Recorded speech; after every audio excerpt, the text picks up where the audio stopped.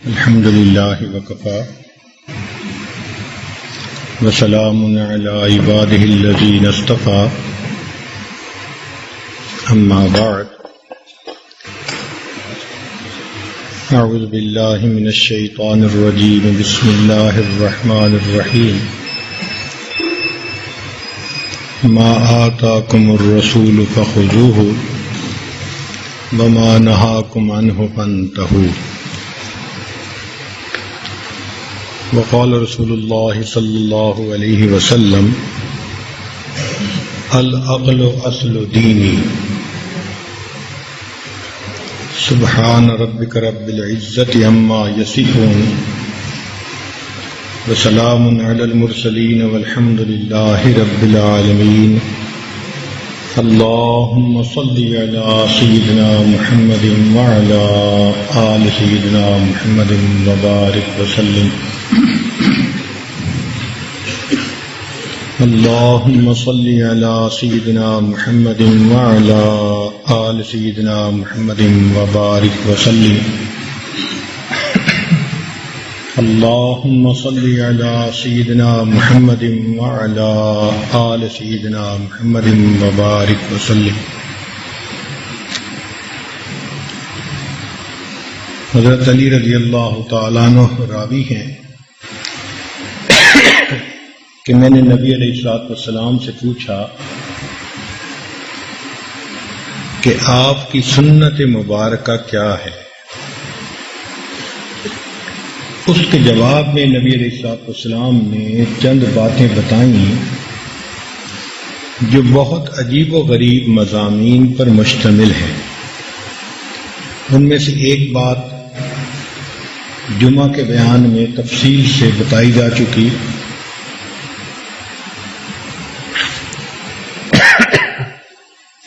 کہ معرفت میرا اصل سرمایہ ہے، اور دوسری بات یہ فرمائی کہ والعقل اصل دینی، اور عقل میرے دین کی بنیاد اور جڑ ہے. یہود و نصارہ نے یہ عقیدہ بنا لیا کہ عقل کو دین کے ساتھ کوئی واسطہ ہی نہیں، کہ جو دین کی باتیں ہیں وہ عقل کو سمجھ میں آ ہی نہیں سکتی. اس لیے انہوں نے دینی زندگی کو اور اپنی ذاتی زندگی کو الگ کر دیا. جب وہ گرجے میں جاتے ہیں، اپنی عبادات کرتے ہیں، وہ کہتے ہیں کہ بس یہ جیسے ہمیں حکم ملا کرتے جاؤ، اور جب گھر آؤ تو اس دین کا گھر کے ساتھ کوئی تعلق نہیں ہے. اس لیے ان کی روزمرہ کی زندگی میں ان کے دین کا کوئی دخل نہیں ہے. حتیٰ کہ وہ تثلیث کا عقیدہ جو پڑھاتے ہیں نا کہ ان اللہ ثالث ثلاثہ، تو اپنے شاگردوں کو کہتے ہیں کہ تمہیں یہ بات سمجھ نہ بھی آئے تو کڑوا گھونٹ سمجھ کر اس کو پی لو، کہ حضرت عیسیٰ علیہ السلام اللہ کے بیٹے تھے اور ساری انسانیت کے گناہوں کی طرف سے وہ قربانی دے کر چلے گئے. تو نصارہ نے کہا کہ عقل کو دین کے ساتھ کوئی تعلق نہیں، مگر دین اسلام نے آ کر یہ بات کھولی کہ عقل ایک نور ہے جس کے ذریعے انسان کو زندگی کے راستے پر چلنا آسان ہو جاتا ہے. اللہ تعالیٰ نے انسان کو 3 نعمتیں عطا فرمائی ہیں. ایک قلب، یہ جذبات کا مقام ہے، یہ سورس ہے ایموشنز کا. جتنے بھی جذبات ہوتے ہیں ان کا تعلق دل سے ہے. محبت کا جذبہ، نفرت کا جذبہ، بہادری کا جذبہ، بزدلی کا جذبہ، سخاوت کا جذبہ یا کنجوسی کا جذبہ، ان تمام جذبات کا تعلق انسان کے دل کے ساتھ ہے۔ اور دوسری نعمت دی انسان کو نفس والی، یہ نفس خواہشات کا سرچشمہ ہے۔ جتنی بھی خواہشات انسان کے اندر ہوتی ہیں وہ نفس سے پیدا ہوتی ہیں۔ یہ خواہشات اچھی بھی ہو سکتی ہیں، بری بھی۔ مثلا میں اللہ کا ولی بن جاؤں، یہ اچھی خواہش ہے۔ ساری دنیا مجھے پہچانے، یہ میں آنے کی وجہ سے ایک بری خواہش ہے۔ تو خواہشات اچھی یا بری، مگر ان کا تعلق انسان کے نفس کے ساتھ ہے۔ اور تیسری نعمت ہے انسان کو جو ملی، وہ عقل ہے۔ عقل یہ خیالات کا مقام ہے۔ جتنے بھی خیالات انسان کے جسم میں پیدا ہوتے ہیں وہ عقل میں پیدا ہوتے ہیں۔ عقل اس کا سرچشمہ ہے، بنیاد ہے۔ سوچ اچھی بھی ہوتی ہے اور سوچ بری بھی ہوتی ہے۔ چنانچہ عقل کا کام ہے خیال کے تانے بانے بننا۔ ایک خیال عقل کو دے دو، یہ اس پر پوری عمارت کو کھڑا کر دے گا، یہ اس پر پوری عمارت کو کھڑا کر دے گا۔ ایک خیال بس ذہن میں آنے کی بات ہے اور پوری کہانی بندہ خود سوچ لیا کرتا ہے۔ یہ عقل کا کرشمہ ہے۔ یہ تینوں نعمتیں ہیں، مگر آج ہم جس نعمت پر بات کریں گے وہ عقل ہے۔ چنانچہ حدیث پاک میں آتا ہے کہ اول ما خلق اللہ العقل، اللہ نے سب سے پہلے عقل کو پیدا کیا۔ ایک روایت میں آتا ہے کہ فرشتوں نے ایک دفعہ پوچھا، اے اللہ یہ عرش اتنا بڑا ہے، اتنا وزنی ہے، تو کیا اس عرش سے بھی کوئی چیز وزنی ہو سکتی ہے؟ تو فرمایا ہاں، عقل عرش سے بھی زیادہ وزنی ہے۔ یہ عقل عجیب نعمت ہے اللہ تعالی کی۔ چنانچہ دین اسلام نے یہ سمجھایا کہ عقل کے ذریعے سے انسان دین کو آسانی سے سمجھ سکتا ہے۔ تو یہ کہنا جی کہ عقل کا دین کے ساتھ کوئی تعلق نہیں، یہ تو بے وقوفی کی بات ہے۔ یہ کہنا کہ جی آنکھ بند کر لو، نہیں، ایسی بات نہیں ہے۔ اس لیے دین اسلام نے آ کر کہا کہ کذالک نفصل الآیات لقوم یعقلون، یہ نشانیاں ہیں، آیات ہیں جن کو ہم تفصیل سے بیان کرتے ہیں اس قوم کے لیے جو عقل رکھتی ہے، جو عقل والے ہیں ان کے لیے۔ اور ایک جگہ فرمایا وما یعقلها الا العالمون، اور اس کی عقل سمجھ وہی رکھتے ہیں جو عالم ہوتے ہیں۔ یعنی علم اور عقل یہ لازم و ملزوم ہے، ان کا ایک دوسرے کے ساتھ چولی دامن کا ساتھ ہے۔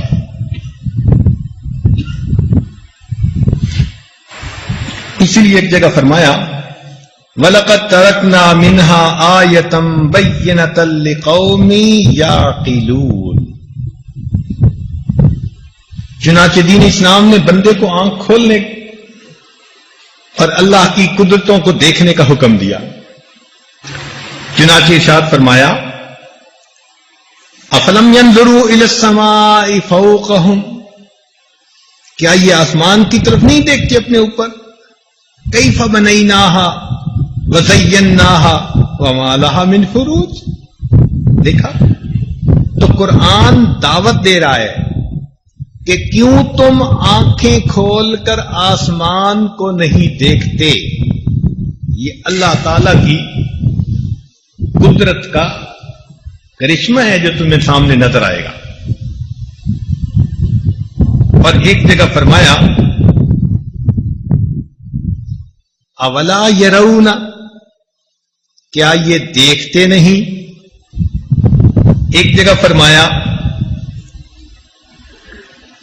الم تر، کیا تم نے نہیں دیکھا؟ تو ان سب چیزوں سے کیا معلوم ہوا کہ شریعت چاہتی ہے کہ تم آنکھ کھول کر اللہ تعالی کی قدرت کی نشانیوں کو دیکھو.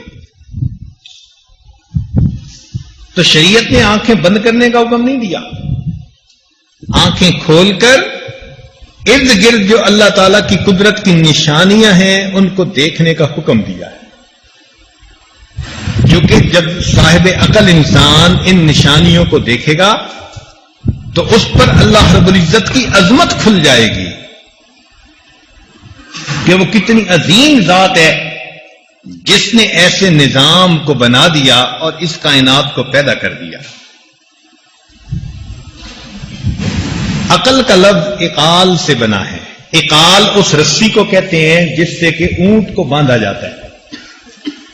تو عقل کو عقل کہتے اس لیے کہ یہ بندے کے باندھنے کی رسی ہے. نفس تو چاہتا ہے کہ میں ہر جگہ منہ ماروں اور ہر گناہ میں پڑ جاؤں، لیکن عقل رسی کی طرح اس بندے کو باندھ کے رکھتی ہے کہ نہیں، یہ تیرے لیے جائز ہے اور یہ تیرے لیے جائز نہیں ہے. اس لیے عقل سلیم یہ علم حاصل ہونے کا منبع ہے. جس طرح درخت کے لیے پھل ہوتا ہے، انسان کے لیے عقل. ایک روایت میں آتا ہے کہ ہر چیز کا تکیہ ہوتا ہے اور انسان کا تکیہ اس کی عقل ہے.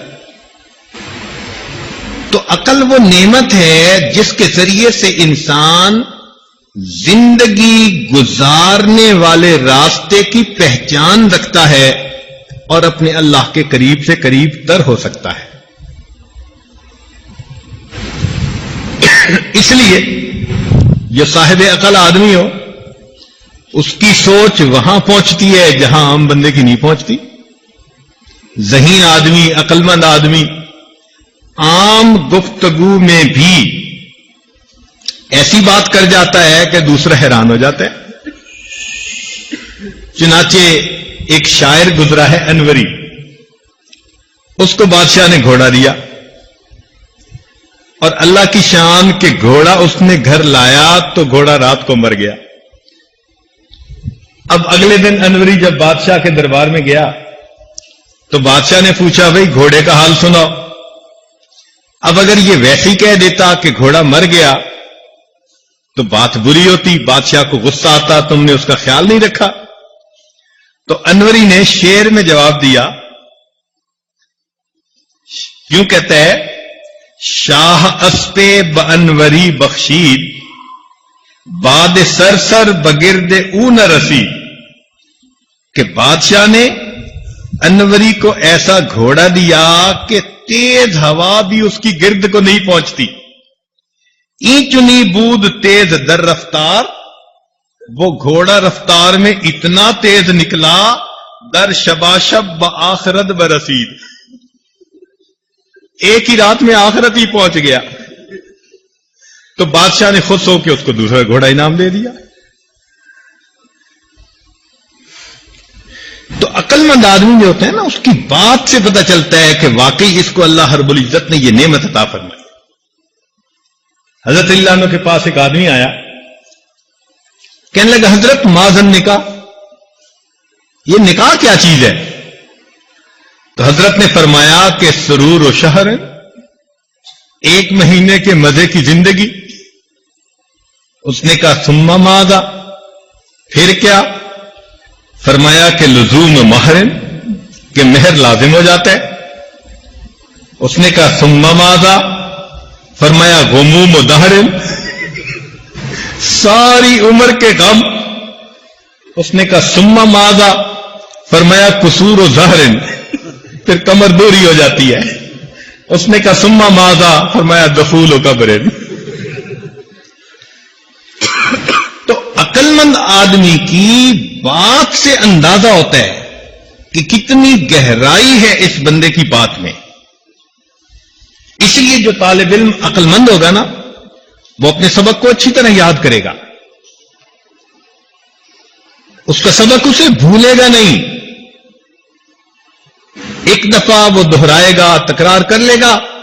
جیسے النقش کل حجر ہوتا ہے نا, اس طرح اس کے دماغ پر وہ بات نقش ہو جائے گی. اب ایک چھوٹی سی بات بتاتا ہوں کہ تفسیر ہے جلالین شریف, دو بزرگوں نے اسے لکھا. ایک جلال الدین سیوطی رحمت اللہ علیہ اور ایک جلال الدین محلی رحمت اللہ علیہ. ایک نے بھی 15 پارے لکھے اور دوسرے نے بھی 15 پارے. تو طلباء اکثر بھول جاتے ہیں کہ محلی نے کون سے لکھے اور سیوطی نے کون سے لکھے. اب اس کو یاد رکھنا مشکل کام نظر آتا ہے, بھول ہو جاتی ہے. اس کا ایک آسان سا نقطہ بس بتا دوں کہ سیوطی کی سین اور محلی کی میم, تو سین اور میم میں سے پہلے کون سی ہے؟ سین آتی ہے نا حروف ابجد میں, میم بعد میں آتی ہے. تو معلوم ہوا کہ سیوطی نے الف لام میم سے لے کر 15 پارے لکھے اور محلی نے فاتحہ اور کہف سے لے کر آخر تک لکھ دی. اب یہ دیکھو, یہ اس کو عقل کہتے ہیں کہ ایک نقطہ ایسا نکال لیا کہ اس کے بعد آپ کو پوری زندگی یہ بات بھول نہیں سکتی. چنانچہ حدیث پاک میں آتا ہے کہ نبی علیہ الصلوۃ والسلام جب معراج پر تشریف لے گئے تو ہر آسمان پر کسی نہ کسی نبی علیہ السلام سے ان کی ملاقات ہوئی. اب 7 آسمان پر کن کن سے ملاقات ہوئی, یہ 7 نام یاد رکھنے بڑے مشکل. جب بھی یاد کریں بھول جاتے ہیں. کیسے یاد کریں؟ اب ایک نقطہ سن لیجئے کہ ان تمام انبیاء کے جو نام ہیں ان کے پہلے حروف کا ایک لفظ بنا دیا, آیاہما. اب ایک لفظ یاد کر لیں, آیاہما. تو پہلے الف سے آدم علیہ السلام, پھر عین سے عیسیٰ علیہ السلام, پھر یا سے یحییٰ علیہ السلام, پھر الف سے ادریس علیہ السلام, پھر ہا سے ہارون علیہ السلام, پھر میم سے موسیٰ علیہ السلام اور آخری الف سے ابراہیم علیہ السلام. اب ایک لفظ سے آپ کو 7 نام ایک مرتبہ یاد ہو گئے. یہ عقل ہوتی ہے. تو اچھے طالب علم کیا ہوتے ہیں کہ وہ بھی جو نکات ہوتے ہیں نا اپنے اسباق کے, ان کے ایسے لفظ بنا لیتے ہیں, اشارے بنا لیتے ہیں کہ پورا کا پورا سبق 1-2 لفظوں میں سمٹ کے آ جاتا ہے. یہ عربی پڑھنے والے طلباء ماشاءاللہ بڑے ذہین ہوتے ہیں. آج کل عام ایک تعصب بن گیا ہے کہ جی عربی پڑھنے والے طلباء تو وہ ہوتے ہیں کہ جو اور کچھ کر نہیں سکتے. ایسی بات نہیں ہے, یہ تعصب بہت پہلے کا ہے. شاہ عبد العزیز رحمت اللہ علیہ اپنے مدرسے میں تھے, دہلی میں جامعہ امینیہ مدرسہ تھا. تو وہاں پر تھے تو ایک انگریز آ گیا. وہ آ کر حضرت سے کہنے لگا, کیا آپ مدرسے میں بچوں کو پڑھاتے ہیں؟ آپ کے بچے کیا بن کے نکلتے ہیں؟ آپ ان کو انگریزی پڑھائیں, سائنس پڑھائیں, ان کی عقل کھلے گی, ذہن کھلے گا. اور دیکھو ہم اپنے بچے کو انگریزی پڑھاتے ہیں تو میرے بچے کی عقل بہت تیز ہے. تو جب اس نے اپنے بیٹے کی طرف اشارہ کیا نا کہ میرے بیٹے کی عقل بہت تیز ہے, تو حضرت نے اس انگریز کے بیٹے کو بلایا. قریب وضو کرنے کا تالاب تھا. تو حضرت نے اس بچے سے کہا کہ اچھا بھائی بتاؤ کہ اس تالاب کے اندر کتنے پیالے پانی ہیں؟ اب وہ انگریز کا بچہ منہ دیکھنے لگ گیا. وہ کیا بتائے کہ تالاب میں کتنے پیالے پانی؟ حضرت نے ایک طالب علم کو بلا لیا. ایک طالب علم کو بلا لیا اور اس کو بلا کر کہا کہ بچے بتاؤ اس تالاب میں کتنے پیالے پانی؟ اس نے کہا حضرت اگر تو پیالہ ہو اتنا بڑا جتنا تالاب ایک پیالہ پانی، آدھا بڑا ہو تو 2 پیالے پانی۔ ایک انگریز دہریہ تھا، عام طور پر دہریے بھی ہوتے ہیں اور تھا بھی کانا، تو کسی عالم سے ملا اور بحث کرنے لگ گیا اللہ تعالیٰ کے وجود پر۔ کہنے لگا جی اللہ تعالیٰ موجود نہیں ہے۔ وہ عالم کہیں کہ اللہ تعالیٰ موجود ہے، اس نے سب کائنات کو پیدا کیا، تو کہنے لگا نہیں مجھے تو میرے والدین نے پیدا کیا۔ تو جب انگریز نے کہا نا کہ مجھے تو میرے والدین نے پیدا کیا، تو وہ عالم ہنس پڑے۔ تو یہ پوچھتے ہیں کہ آپ ہنس کیوں پڑے؟ وہ کہنے لگے اب مجھے بات سمجھ میں آئی کہ میرے اللہ نے تجھے کانا پیدا کیوں کیا۔ اس نے کہا کیوں کیا؟ کہنے لگا اس لیے کہ ایک آنکھ میں نے بنائی، دوسری آنکھ اپنی ماں باپ سے بنوا لے۔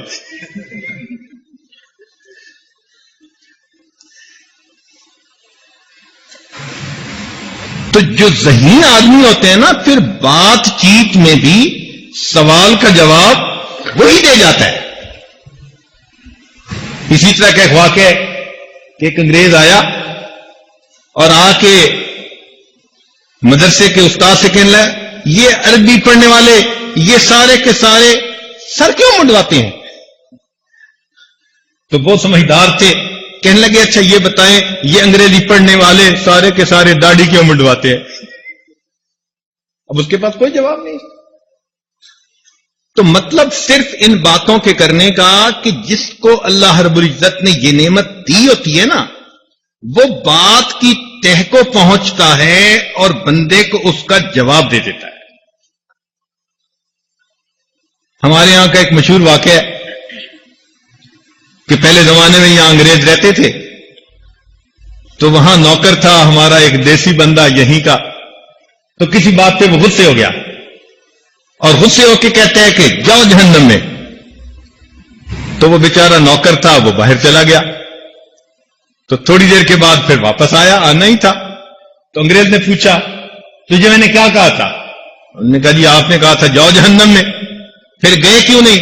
کہنے لگا جی میں باہر تو نکلا تھا تو وہاں سب انگریزوں نے قبضہ کیا ہوا ہے، مجھے کوئی جانے ہی نہیں دیتا۔ سلطان عبد الحمید ترکی کے بادشاہ گزرے ہیں، بہت نیک آدمی تھے، اور اللہ کی شان کہ ترکی جو ہے نا وہ چاروں طرف سے یورپ میں گھرا ہوا ہے، چاروں طرف سے۔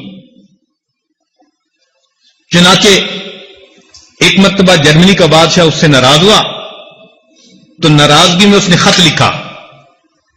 اس نے کہا کہ تم ہمارے درمیان اس طرح گھرے ہوئے ہو جس طرح کے دانتوں کی مضبوط دیوار کے اندر زبان گھری ہوتی ہے۔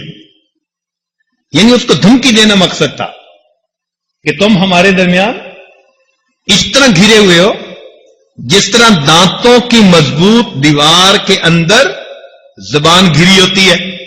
تو سلطان حبیب نے جواب دلوایا کہ جناب دانت ہمیشہ گر جایا کرتے ہیں، زبان کو کچھ نہیں ہوا کرتا۔ تو بندہ غور کرے تو ہوتا تو ایسے ہی ہے نا کہ وقت کے ساتھ ساتھ زبان تو کچھ نہیں ہوتا اور دانت تو پھر ٹوٹ ہی جاتے ہیں۔ تو جس کو اللہ رب العزت نے یہ نعمت دی ہو، چنانچہ ایک عالم تھے تو ان کو ایک انگریز کہنے لگا آؤ ہم تم ایک متفقہ بات پہ عمل کر لیں۔ اس نے کہا کیا؟ کہنے لگا کہ میں بھی عیسیٰ علیہ السلام کو مانتا ہوں، تم بھی عیسیٰ علیہ السلام کو مان لو، عیسائی بن جاؤ، بس ہم تم متفق ہو جائیں گے۔ اب یہ بات کتنی اس نے عجیب دی، لیکن وہ طالب علم ذرا سمجھدار تھا، کہنے لگا کہ متفق اس کو نہیں کہتے کہ تم عیسائی ہو اور میں بھی تمہارے ساتھ ہو جاؤں تو ہم 2 متفق ہوئے، تو 2 کی جگہ 3 متفق کیوں نہ ہو؟ اس نے کہا 3 کیسے؟ اس نے کہا دیکھو میں بھی نبی علیہ السلام کو مانتا ہوں، پیغمبر اپنا، اور تمہارے نبی علیہ السلام نے بھی ہمارے پیغمبر کو مانا، من بعد اسمہ احمد، تو انہوں نے بھی تسلیم کر لیا۔ اب تم بھی اگر مسلمان ہو جاؤ تو ہم تینوں ایک بات پر متفق ہو جائیں گے۔ سو دو کی بجائے تین متفق کیوں نہ ہو؟ تو جس کو اللہ رب العزت نے یہ نعمت دی ہوتی ہے وہ پھر آگے بات کا بھی جواب دے سکتے ہیں۔ یہ ایسے ہی ہے جیسے ایک انگریزی جان نے پوچھا تھا کہ بتاؤ آسمان پہ عرش پہ ستارے کتنے ہیں؟ تو طالب نے کہا کہ مجھے تو نہیں پتا، کہ خاک پڑھتے ہو، تمہیں عرش کے ستاروں کا نہیں پتا؟ اس نے کہا جی اچھا آپ بتائیں سمندر میں مچھلیاں کتنی ہیں؟ کہتے ہیں مجھے بھی نہیں پتا۔ اس نے کہا تمہیں فرش کا پتہ نہیں، تم عرش کی باتیں کرتے پھرتے ہو۔ اس عقل کو استعمال کرنے سے انسان اپنے علم سے فائدہ اٹھا سکتا ہے۔ چنانچہ شاہ جہاں کا ایک بیٹا تھا، شاہ جہاں کے بیٹوں کو پڑھانے کے لیے ایک استاد آتا تھا، سعد اللہ خان اس کا نام تھا، اور تھا طالب علم، غریب گھرانے کا تھا، بچوں کو اچھا پڑھاتا تھا، بچے بڑے خوش ہوتے تھے۔ چنانچہ بچوں نے اپنے والد کے سامنے تذکرہ کیا کہ ہمارا جو ٹیوشن پڑھانے والا ہے نا وہ بڑا ذہین اور اچھا ہے۔ تو بادشاہ نے اس کی چیکنگ کے لیے اس کو لائبریری کا انچارج بنا دیا کچھ دنوں کے لیے۔ جب جا کر دیکھا تو لائبریری بہت صاف ہے، ہر کتاب کے اوپر ریشمی غلاف چڑھا ہوا ہے اور بہت ہی عجیب منظر ہے۔ اس نے کہا کہ سعد اللہ یہ تم نے کیا کیا؟ کوئی خرچہ بھی نہیں ہوا اور کتابیں بھی محفوظ ہو گئیں۔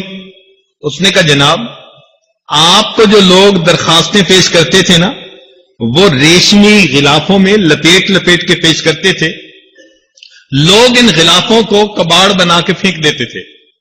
میں نے اتنا کہا کہ یہ مجھے لائبریری کے لیے چاہیے اور میں نے ان کو کتابوں کا غلاف بنا دیا جس سے کہ میری ساری کی ساری لائبریری کی کتابیں محفوظ ہو گئی۔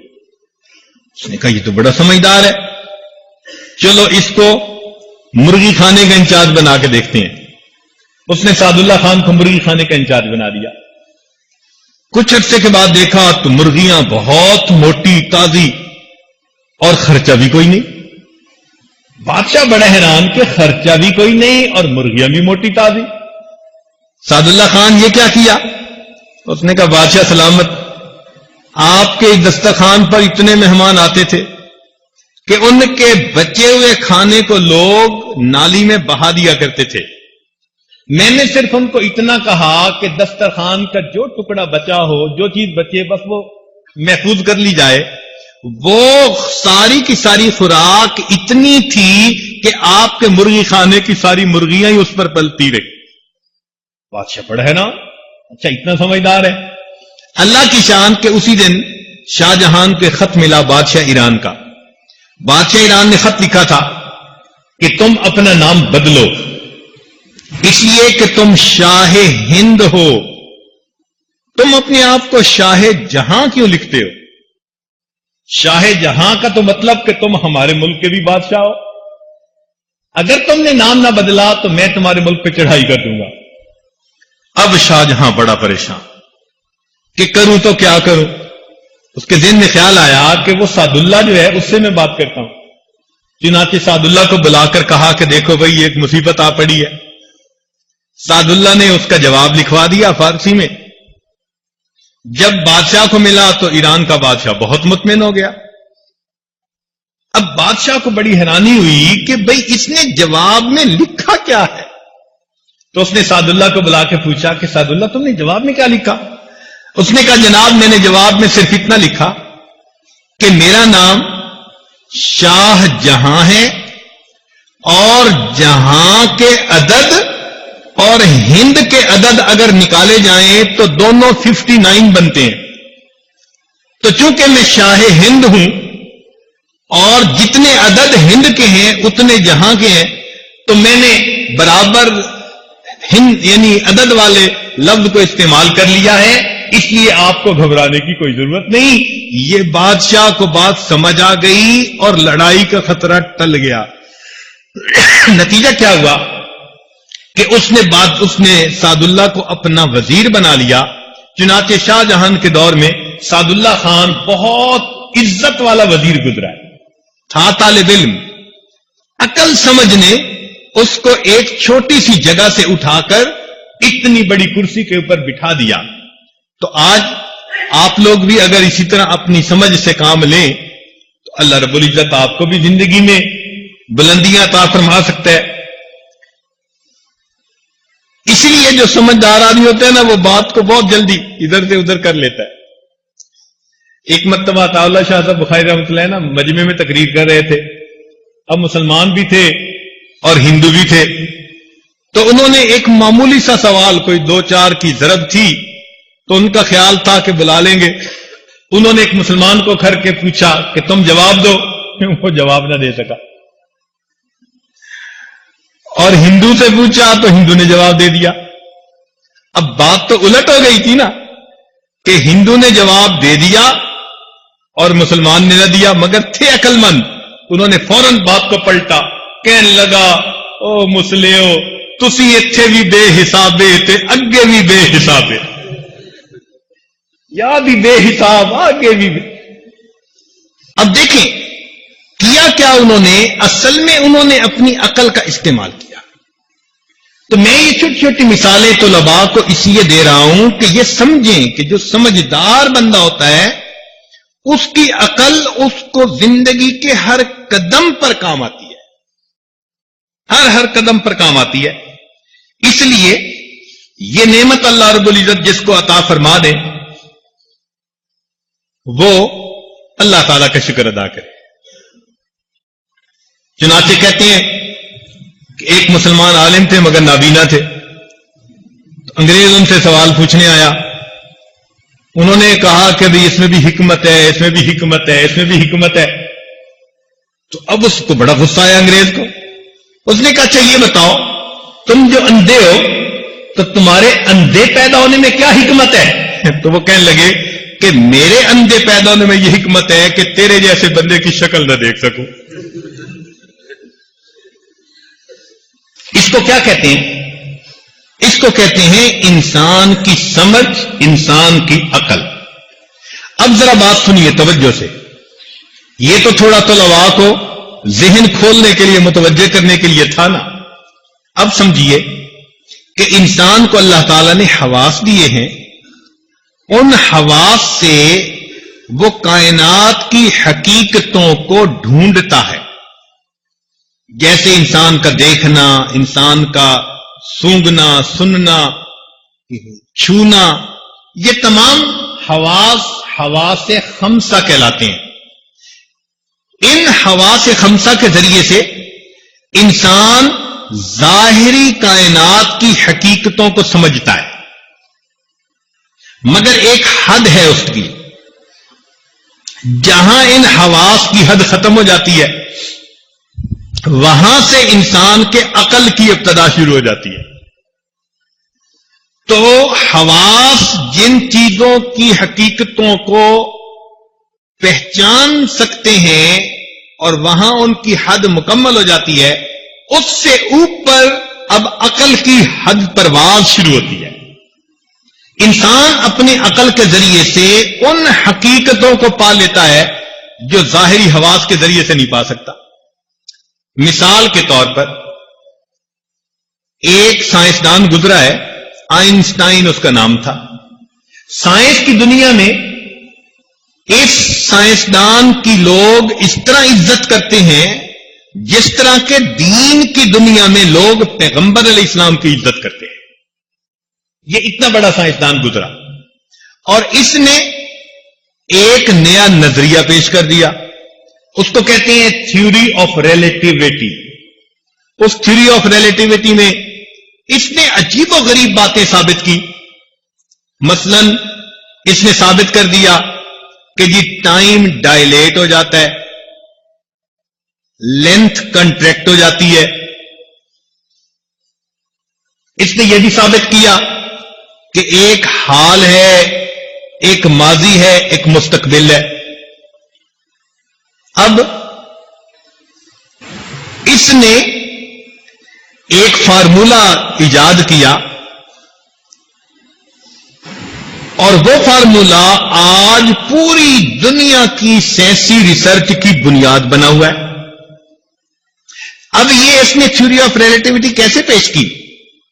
جو سائنس پڑھتے ہیں نا بچے، F S C, B S C, وہ اس کو پڑھتے ہیں۔ اس کی ابتدا اس نے کی کہ فرض کیجئے ایک فریم آف ریفرنس تھا۔ اب دیکھو کہ یہاں نہ نظر کی ضرورت، نہ سونگنے کی ضرورت، نہ سننے کی ضرورت، سوچ ہے کہ ایک فریم آف ریفرنس اے ہے اور دوسرا فریم آف ریفرنس بی ہے۔ سوچ سے کام شروع ہوا اور سوچتے سوچتے وہ ایک فارمولے تک پہنچ گیا، اور اس فارمولے کے ذریعے آج دنیا کے اندر پتہ نہیں کیا کیا بجلیاں بنائی جا رہی ہیں اور دنیا میں دریافتیں کی جا رہی ہیں۔ تو یہ جو سوچ تھی، اس نے ایک حقیقت کو ڈھونڈ نکالا۔ اس میں عقل کا ہی دخل ہے اور کسی چیز کا دخل نہیں۔ تو آپ یہ سمجھیے کہ یہ جو حواس خمسہ ہیں، ان کا بھی ایک دائرہ کار ہے، جہاں ختم ہو جاتا ہے اس سے آگے عقل کا دائرہ کار شروع ہو جاتا ہے۔ مگر عقل کا بھی ایک حد ہے، ایک مقام ہے۔ مثال کے طور پر میں آپ لوگوں سے اگر ایک سوال پوچھوں کہ آپ اپنے ذہن میں مجھے سوچ کر بتائیں کہ کائنات کی انتہا کہاں ہے، تو آپ اگر سوچیں گے نا کہ اتنا بڑا آسمان، تو آپ کی سوچ میں جائے گا اس سے آگے بھی کوئی خلا ہوگا۔ آپ کے دماغ کے اندر کائنات کی حد نہیں آ سکتی۔ جب دماغ اتنا چھوٹا کہ کائنات کی حدیں دماغ میں نہیں آ سکتی، تو کائنات بنانے والے کی ذات اس دماغ میں کیسے آ جائے؟ تو بات سمجھ آ گئی؟ دماغ کی بھی ایک حد ہے۔ چنانچہ یہ دماغ اگر تو صحیح سوچے تو پھر اللہ رب العزت کی حقیقتوں کو یہ ڈھونڈ نکالتا ہے، اور کبھی کبھی یہ دھوکہ بھی دے جاتا ہے۔ جیسے بندے کی نظر نہیں دھوکہ دے دیتی۔ آپ گاڑی چلا رہے ہو نا، تو گرمی کے موسم میں آپ کو سڑک کے اوپر پانی نظر آئے گا، اس کو سراب کہتے ہیں، انگلش میں اس کو ایلیوژن کہتے ہیں۔ تو آنکھ کو دھوکہ لگتا ہے، نظر دیکھتی ہے، حقیقت ایسے نہیں ہوتی، یہ ایلیوژن ہے۔ تو نظر بھی دھوکہ دے جاتی ہے۔ اسی طرح انسان کی عقل بھی اس کو دھوکہ دے جاتی ہے، خاص طور پر جب عقل پر شہوت کے اور غضب کے پردے پڑ جاتے ہیں، پھر عقل دھوکہ دیتی ہے۔ عقل کے لیے دو پردے ہیں، دھیان رکھنا طلباء، عزیز طلباء، عقل کے دو پردے ہیں جو عقل کو ڈھانپ دیتے ہیں، بالکل ختم کر کے رکھ دیتے ہیں۔ کون کون سی؟ ایک شہوت اور ایک غضب، غصہ۔ غصہ آتا ہے، عقل پہ پردہ پڑ گیا۔ شہوت غالب آئی، عقل پہ پردہ پڑ گیا۔ یہ دو عقل کے پردے ہیں، یہ عقل کو بالکل ڈھانپ کے رکھ دیتے ہیں۔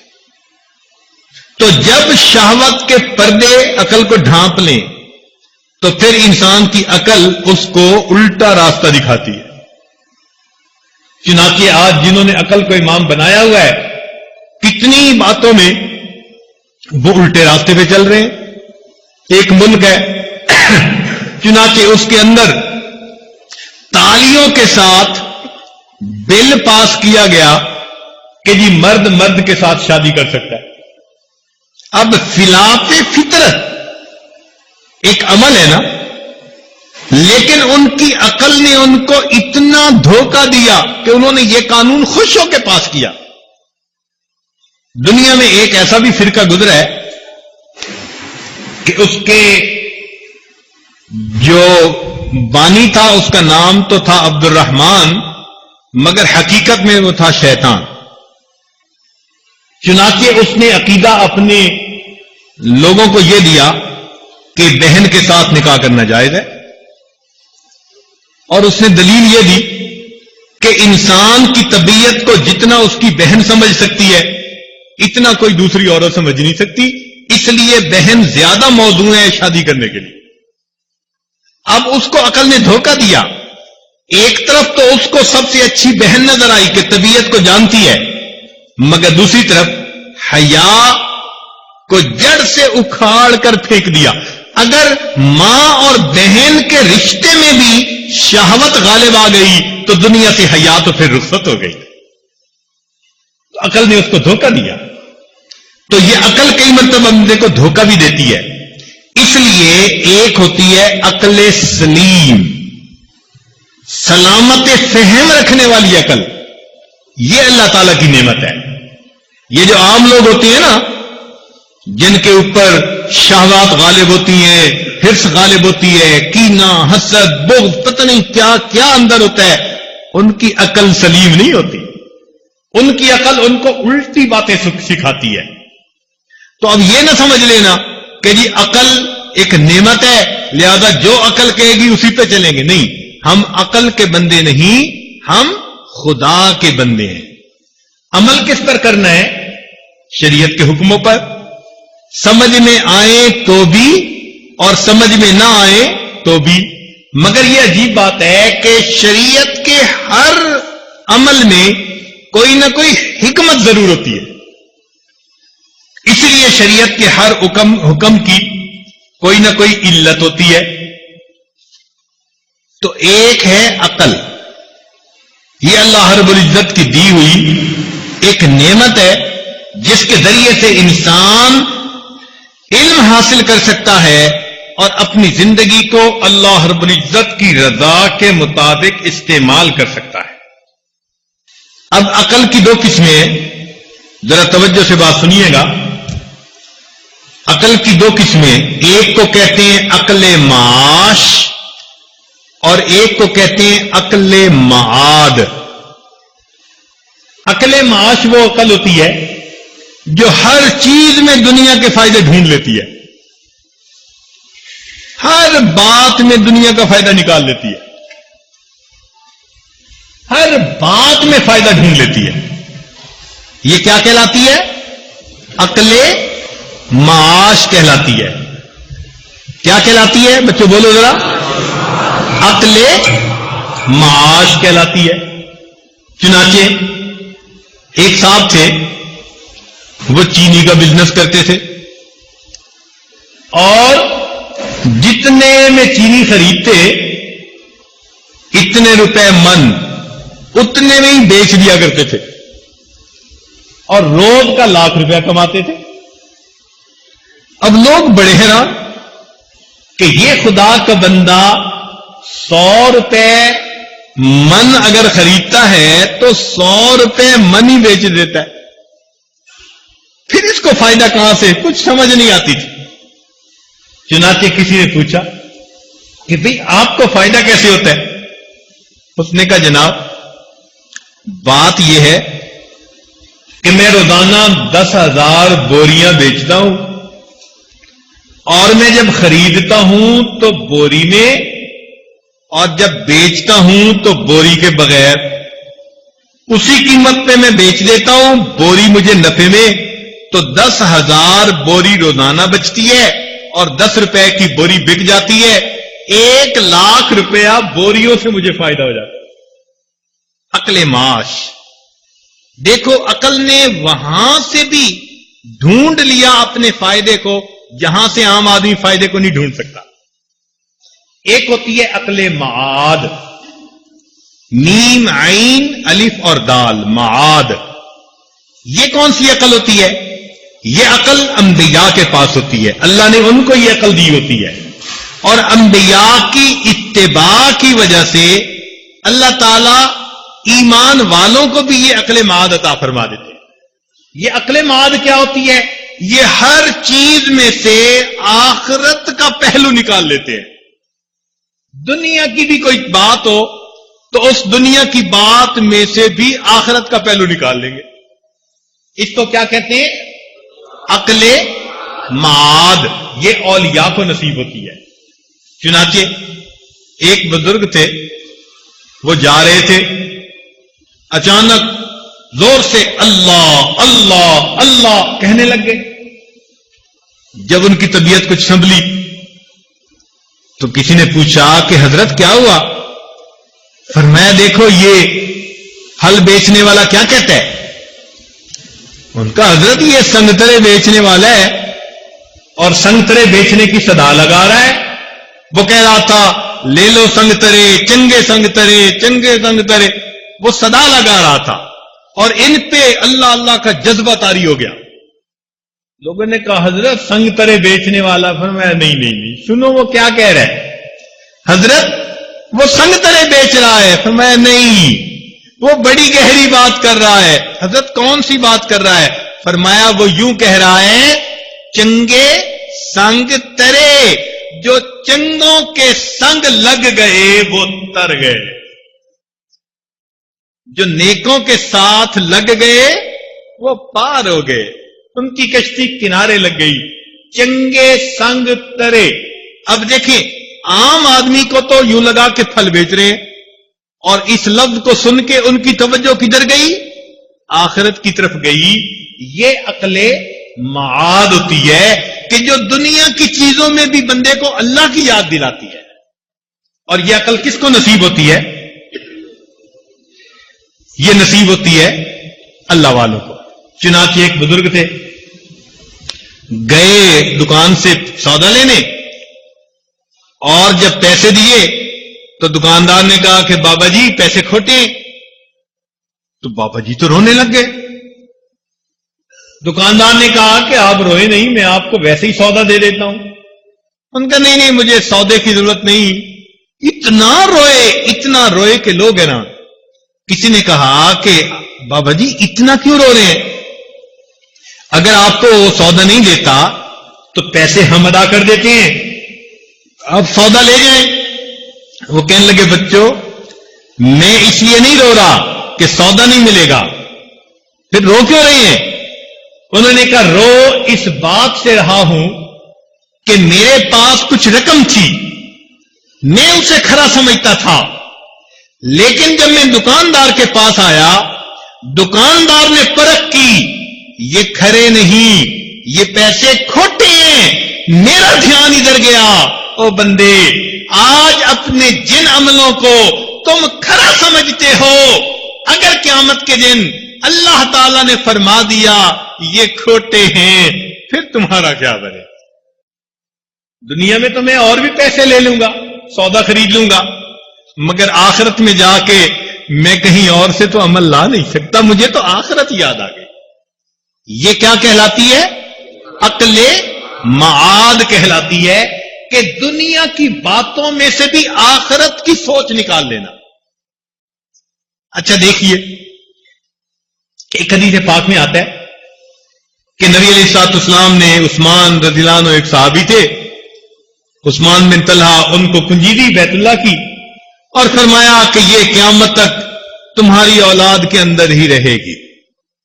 اب یہ حدیث آپ بھی سن چکے ہوں گے، ہم نے بھی پڑھی اور بھی پڑھتے ہیں، مگر ہماری سوچ وہاں نہیں پہنچی۔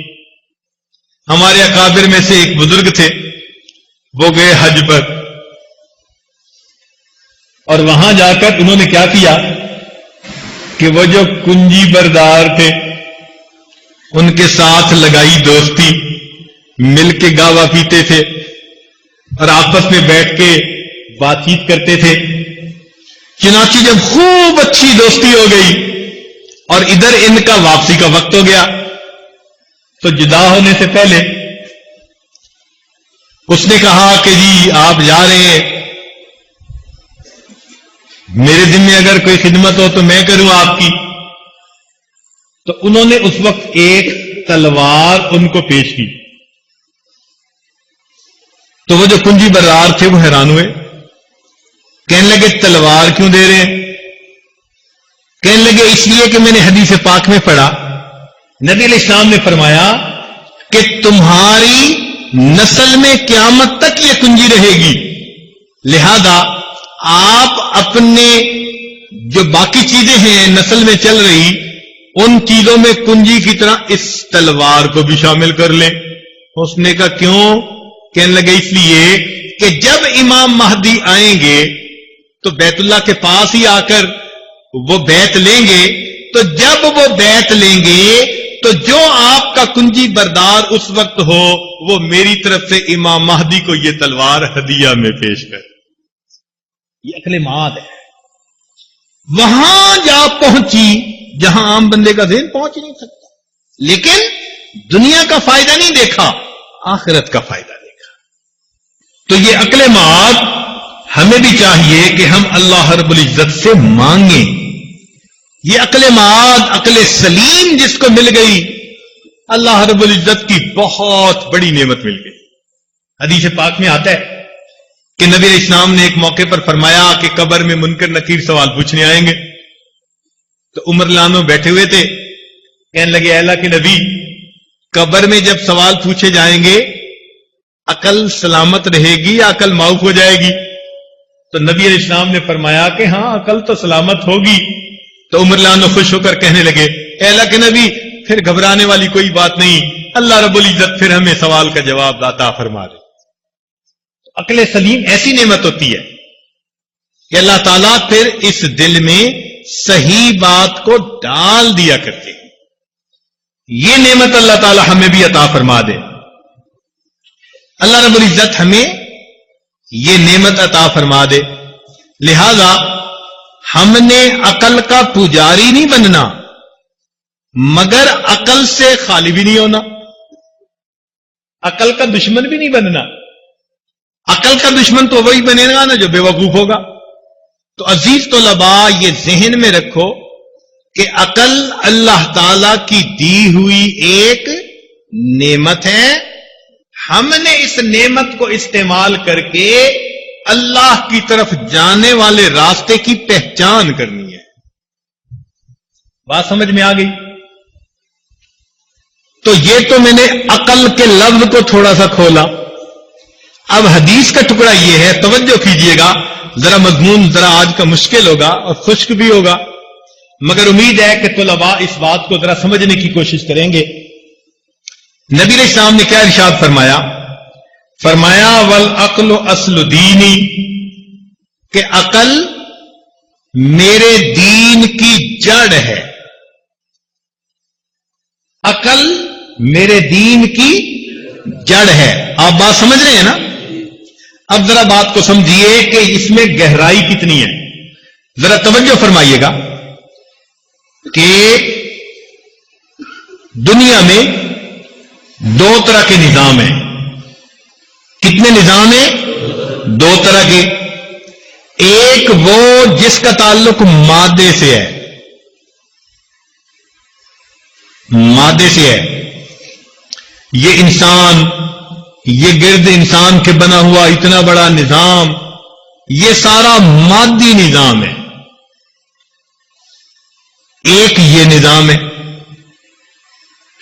اور ایک نظام وہ ہے جو اللہ رب العزت کی طرف سے اس کے انبیاء لے کر آئے، جو قرآن کے ذریعے، حدیث کے ذریعے ہمیں ملا، زندگی گزارنے کے وہ اصول اور ضابطے ملے۔ ایک وہ زندگی کا نظام ہے۔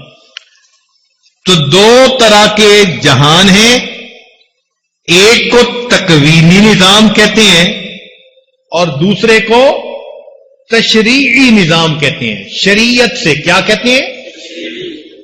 تشریعی نظام سے کیا مراد؟ جو دین ملا قرآن حدیث کے ذریعے سے، جو زندگی گزارنے کا اللہ نے ہمیں جو ہے ایک طریقہ دیا، اس نظام کو تشریعی نظام کہتے ہیں۔ اور جو یہ پوری کائنات کے اندر دنیا میں نظر آ رہا ہے، اس کو کیا کہتے ہیں؟ تکوینی نظام کہتے ہیں۔ چنانچہ نظام چونکہ دو طرح کے ہیں تو علم بھی دو طرح کے۔ علماء نے لکھا العلم علمان، علم الابدان و علم الادیان۔ علم دو طرح کا ہوتا ہے۔ ایک علم کون سا ہوتا ہے؟ علم الابدان، بدن کا علم، یہ بھی بدن ہے، یہ دیوار، یہ مسجد، یہ بھی بدن ہے، گو کے مٹی گارے کا بنا ہے، یہ زمین بھی بدن ہے، یہ اوپر جتنا نظام نظر آ رہا ہے یہ سب بدن ہے. تو یہ علم الابدان کہلاتا ہے. مادی علم جتنا بھی ہے، جس کو آج سائنس کی دنیا ایکسپلور کر رہی ہے، انویسٹیگیٹ کر رہی ہے، ریسرچ کر رہی ہے، تو اس سارے علم کو کیا کہتے ہیں؟ علم الابدان. اور یہ جو دین ہے، جو قرآن کے ذریعے سے ملا، جو نبی علیہ السلام کے فرمان کے ذریعے سے ملا، اس کو کیا کہتے ہیں؟ علم الادیان. یہ دین کا علم ہے، یہ تکوینی نظام کا علم ہے. تو علم کتنے ہوئے؟ دو طرح کے ہوئے. ایک تکوینی نظام کا علم اور ایک تشریعی نظام کا علم. یہ بات سمجھ آ گئی؟ اب ذرا ایک بات بتائیے، یہ جو تکوینی نظام کا علم ہے، اس کو کون لوگ جو ہے وہ ڈھونڈ رہے ہیں؟ دنیا کے سائنسدان. کون ڈھونڈ رہے ہیں؟ کون ڈھونڈ رہے ہیں؟ دنیا کے سائنسدان. وہ کیسے؟ وہ اس لیے کہ یہ سارا نظام جو اللہ نے بنایا، یہ کچھ اصول و کلیات پہ چل رہا ہے، یہ بے اصولی سے نہیں چل رہا.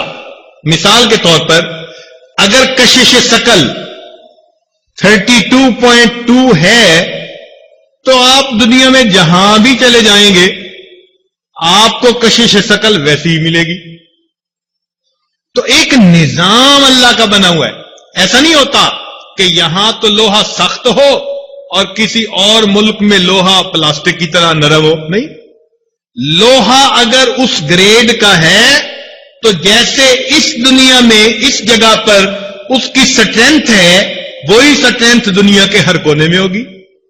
تو معلوم ہوا کہ یہ جو ظاہری نظام ہے یہ تکوینی نظام کہلاتا ہے، اور اس کے اصول اور کلیات ہیں. اور سائنسدان جو قانون ڈھونڈتے ہیں نا، جن کو قانون فطرت کہتے ہیں، وہ اصل میں وہ کلیات ہیں، وہ اصول ہیں جن کے اوپر یہ کائنات کا نظام چل رہا ہے. بات کی سمجھ آ گئی کہ نہیں آئی؟ آ گئی نا. اب اس کی میں ایک مثال دیتا ہوں تاکہ آپ بات سمجھ جائیں. عام آدمی سمجھتا ہے کہ یہ زمین میں بیج ڈالیں گے تو اگے گا، مٹی کے بغیر بیج اگ ہی نہیں سکتا. ایسا ہی ہے نا. لیکن سائنسدانوں نے کیا کیا؟ سائنسدانوں نے ریسرچ کی کہ زمین کے اندر جب بیج اگتا ہے تو اس کو کس غذا کی ضرورت ہوتی ہے. انہوں نے اس غذا کو بھی ڈھونڈ نکالا. جب ان کو پوری طرح پتہ چل گیا کہ اس کو اتنا درجہ حرارت چاہیے، اتنی نمی چاہیے، اتنا فلاں خوراک فلاں خوراک فلاں خوراک چاہیے، تو انہوں نے کیا کیا کہ اس خوراک کو پانی میں ڈال دیا اور بیج کو پانی میں رکھ دیا اور اس نے پانی میں اگنا شروع کر دیا. چنانچہ دنیا میں نے ایسی جگہ بھی فصل ہوتے دیکھی کہ جہاں پودے کی جڑیں نظر آتی ہیں، پودے کی جڑیں نظر آتی ہیں، پودے کو باندھا ہوا ہے لکڑی کے ساتھ اور اس کی جڑوں کے قریب سے پانی گزر رہا ہے اور پتھر پڑے ہوئے ہیں، اور پتھروں کی نمی سے اور اس پانی کے اندر جو نیوٹریشن ہے وہ پودا لے رہا ہے اور پودا بہت بہترین فصل دے رہا ہے. اب ہم حیران ہو گئے، یا اللہ ہم سنتے تھے کہ زمین سے فصل نکل سکتی ہے، زمین کے علاوہ نہیں نکلتی، اور وہاں انہوں نے پتھر رکھے ہوئے تھے.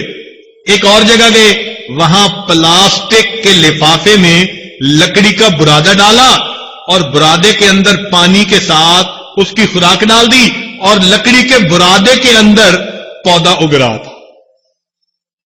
واہ جی واہ. یہ کیا وجہ ہے بھائی؟ کیوں وہاں اگ رہا ہے؟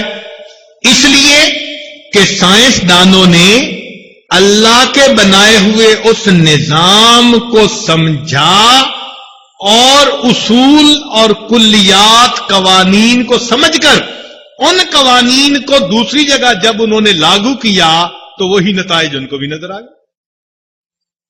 تو سائنسدان کیا کرتے ہیں؟ سائنسدان یہ کرتے ہیں کہ دنیا کے اندر جو لا ہیں، لا کہتے ہیں قانون فطرت کو، جو قوانین فطرت عمل کر رہے ہیں ان کو ڈھونڈ نکالتے ہیں اور پھر ان کو استعمال کر کے آگے فائدے حاصل کرنا شروع کر دیتے ہیں. چنانچہ ہم ایک جگہ گئے، وہاں ہوا میں پودے اگے ہوئے تھے. اب ہوا میں پودے کیسے اگے کہ ایک بڑا سارا پائپ تھا اور پائپ کے اندر ہوا جاتی تھی اور ہوا کے ساتھ پانی اور نمکیات وہ جاتے تھے اور آگے جڑیں نظر آ رہی تھی. جڑوں کو ہوا لگتی تھی اور ان جڑوں کی وجہ سے اوپر جو ہے پودا اگایا اور اس کے اوپر پھل لگے ہوئے. تو سائنسدانوں نے کیا کیا؟ اللہ کے بنائے ہوئے نظام کو سمجھا، جو قوانین تھے جب ان کو سمجھ لیا تو ان کو پھر انہوں نے استعمال کر کے اور نئے نئے فائدے اپنی مرضی کے مطابق ڈھونڈ لیے. اب کوئی بندہ کہ جی ہم نے نئی چیز جو ہے نا ڈھونڈ نکالی، نہیں بھائی، اصول تو فطرت کا ہی ہے نا، اور وہ کس نے بنایا؟ اللہ نے بنایا. ہاں اس اصول سے ہٹ کے اگر کر دو تو ہم جانے. مثال کے طور پہ اللہ تعالی نے پانی کے ذریعے سے فصل کو پیدا کر دیا. قرآن مجید میں بھی فرما دیا وَجَعَلْنَا مِنَ الْمَاءِ كُلَّ شَيْءٍ حَيٍّ، ہم نے ہر چیز کو پانی سے زندگی بخشی. تم پانی کے بغیر کسی چیز کو زندہ کر کے دکھاؤ، کاشت کر کے دکھاؤ، پھر بات بنے گی نا. تو سائنسدان کیا کرتے ہیں؟ میری بات آپ سمجھ رہے ہیں؟ کیا کرتے ہیں کہ نظام کائنات کے اندر جو قوانین قدرت، قوانین فطرت لاگو ہیں، یہ ان کو سمجھنے کی کوشش کرتے ہیں. اس کو ریسرچ کہتے ہیں، سائنسی ریسرچ کہتے ہیں. اور جب وہ اس کو سمجھ لیتے ہیں تو پھر اس کے مطابق وہ اور اپنی مرضی سے نئی نئی کھیتیاں نئے نئے طریقوں سے اگا لیتے ہیں. مگر اصول کون سا کام کر رہا ہوتا ہے؟ وہی قانون فطرت پیچھے کام کر رہا ہوتا ہے. یہ بات سمجھ گئے کہ نہیں سمجھے؟ اس علم کو کیا کہیں گے؟ علم اس نظام کو کیا کہیں گے؟ تکوینی نظام. تو تکوینی نظام کا ایک علم ہے اور علم کا نام کیا ہے؟ علم الابدان. اس کے بالمقابل ایک شریعت کا نظام ہے، تو اس کو کیا کہتے ہیں؟ تشریعی نظام. اور اس تشریعی نظام کا ایک علم ہے، اس کو کیا کہتے ہیں؟ علم الادیان کہتے ہیں. علم الادیان کہتے ہیں. اب ذرا ایک اور مشکل بات سمجھنے کی کوشش فرمائیں کہ جیسے یہ تکوینی نظام اصولوں کے مطابق چل رہا ہے، اس میں اصول ہیں، کلیات ہیں، اسی طرح تشریعی نظام کے اندر بھی اصول و کلیات ہیں. تشریعی نظام کے اندر کیا ہے؟ اصول و کلیات ہیں.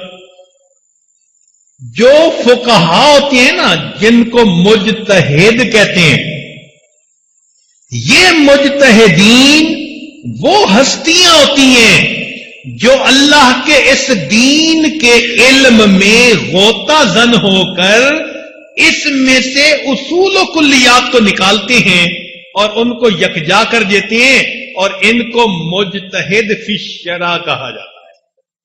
کیا کہا جاتا ہے؟ چنانچہ امام اعظم ابو حنیفہ رحمۃ اللہ علیہ کا یہی رتبہ اور درجہ ہے. انہوں نے اپنی طرف سے کچھ نہیں کیا. کیا کیا کہ شریعت کا علم تھا قرآن کی شکل میں، نبی علیہ السلام کے فرمان کی شکل میں. انہوں نے اس نظام کے اندر غوطہ زن ہو کر یہاں کے جو قوانین تھے ان کو نکالا اور ان اصول و کلیات کو انہوں نے اکٹھا کر دیا اور اس اصول و کلیات کو مذہب کہہ دیا گیا. چنانچہ ظاہری دنیا میں سائنسدان نے جو کام کیا کہ قوانین فطرت کو ڈھونڈ نکالا، وہی کام دین میں کس نے کیا؟ کس نے کیا؟ کس نے کیا؟ مجتہد نے کیا۔ کس نے کیا؟ مجتہد نے۔ یہ جو سائنسدان تھا یہ موجد کہلایا کہ اس نے نئی چیز ایجاد کر دی، اور یہ جو سائنسدان تھا دین کا، اس نے کیا کیا؟ اس نے اصول و کلیات کو نکالا، تو اس کو مجتہد کہا گیا۔ اس کو کیا کہا گیا؟ مجتہد کہا گیا۔ اچھا، جیسے اس سائنسدان کو پتہ چل گیا کہ یہ کلیہ ہے، اب اس کلیے کو استعمال کر کے اس نے جزیات نکالنی شروع کر دی۔ بات کی سمجھ آ گئی نا؟ اسی طرح جب اس مجتہد کو اللہ نے اصول عطا فرما دیے تو ان اصولوں کو استعمال کر کے انہوں نے اس کی جزیات نکالنی شروع کر دی۔ تو موجد کلیات کو استعمال کر کے نئی چیزیں بنا لیتا ہے، اور مجتہد دین کے اصولوں کو استعمال کر کے نئے نئے مسائل کا حل نکال لیتا۔ یہ مجتہد ہے، اور یہ کیا؟ یہ موجد کہلاتے ہیں۔ اب ذرا بات کو پھر دہرائیں سبق کو، کہ اللہ تعالیٰ نے دو نظام بنائے، ایک تکوینی نظام اور ایک تشریعی نظام۔ دو علم ہوئے، ایک کو علم الابدان کہتے ہیں اور دوسرے کو علم الادیان کہتے ہیں۔ یہ جو علم الابدان ہے، اس میں جو غور و خوض کرنے والے لوگ ہوتے ہیں وہ کیا کرتے ہیں کہ قوانین فطرت کو ڈھونڈتے ہیں۔ اس لیے کہتے ہیں کہ جب تک بات تھیوری ہوتی ہے تو وہ بدلتی رہتی ہے، اٹکل پچو کوئی بھی ہو سکتا ہے، لیکن جب وہ ایک لا بن جاتا ہے نا، لا، تو پھر وہ نہیں بدل سکتا، وہ پھر پکا وہی ہوتا ہے، جہاں بھی دنیا میں چلے جاؤ لا وہی ہوتا ہے۔ تو یہ لا کو قوانین فطرت کہتے ہیں۔ تو سائنسدان موجد بنا کہ اس نے اس علم میں سے اصول و کلیات کو ڈھونڈ لیا، اور ان سے اس نے آگے کئی جزیات نہیں بنا ڈالی، یہ موجد کہلایا۔ اور یہ جو تشریعی نظام تھا، اس کے اندر غور و خوض کس نے کیا؟ عالم نے کیا، جس کو اللہ نے فہم عطا فرمائی تھی، اور اس کو دین کے دائرے میں فقیہ کہتے ہیں، کیونکہ فقہ جو ہے نا یہ سمجھ کو کہتے ہیں۔ اللہ تعالیٰ قرآن مجید میں پاتے ہیں، فَمَا لِهَٰؤُلَاءِ الْقَوْمِ لَا يَكَادُونَ يَفْقَهُونَ حَدِيثًا۔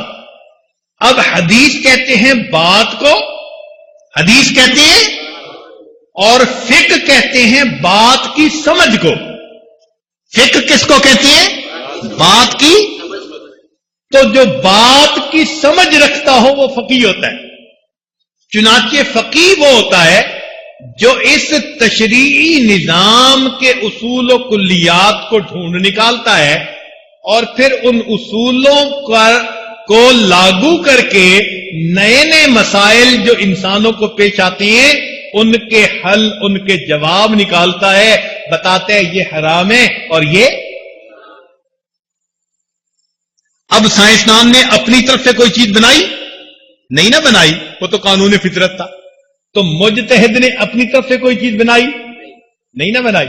اس کی مثال سمجھیں کہ اگر آپ کے گھر میں پمپ لگا ہوا ہو تو پمپ کیا کرتا ہے؟ زمین میں سے پانی، اب وہ پانی بناتا ہے یا نکالتا ہے؟ یا بناتا ہے؟ تو مجتہد کیا کرتا ہے؟ وہ اصول کو استعمال کر کے باتوں کے جواب نکالتا ہے۔ تو مجتہد اصول استعمال کر کے باتوں کے جواب، اس لیے ایک بات سامنے آئی کہ فقیہ مسائل کے حل بناتا نہیں، مسائل کے حل بتاتا ہے۔ لفظ سمجھنے کی کوشش کریں۔ فقیہ کیا کرتا ہے؟ وہ مسائل کے جواب بناتا نہیں، مسائل کے جواب بتاتا ہے. اس لیے کہ پانی تو نیچے پہلے موجود تھا، پمپ نے نکال کے اوپر کر دیا. فقیہ بھی اسی طرح کہ جواب پہلے سے دین میں موجود تھا مگر عام بندہ سمجھ نہیں سکتا تھا، تو فقیہ نے اصول کو سمجھ کے چنانچہ اس پر اپلائی کر دیا. اس کو قیاس کہتے ہیں، اور وہاں سے اس نے مسائل کا حل نکال لیا. تو اپنی طرف سے کچھ نہیں کیا. کیا کیا؟ اللہ کے اصول کو اپلائی کر کے ایک نامعلوم سوال کا جواب اس نے لوگوں کو بتا دیا. اچھا دیکھیں، ایک آدمی میرے پاس آیا، کہنے لگا جی یہ قیاس کیا چیز ہوتی ہے؟ قیاس اس کو کہتے ہیں کہ دین کے اس اصول کو استعمال کر کے کسی کلی کو استعمال کر کے جزی کا جواب نکال لینا، یہ قیاس ہو گیا. یا جن جو چیزوں میں علت حکم ایک جیسا ہو تو جو حکم اس کا وہی اس پر بھی اپلائی کر دینا، اس کو قیاس کہتے ہیں. بات سمجھ آ گئی نا؟ وہ کہنے لگا میں اسے نہیں مانتا. وہ کسی کو نہیں مانتا تھا.